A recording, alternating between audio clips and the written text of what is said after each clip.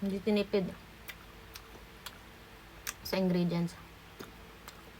May iba kasi bagoong malan sa pagkakaluto. Ito guys. Masarap ng pagkakabagong niya.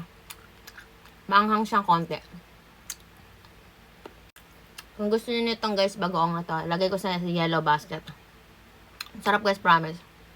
Hindi siya yung maano malansang bagong.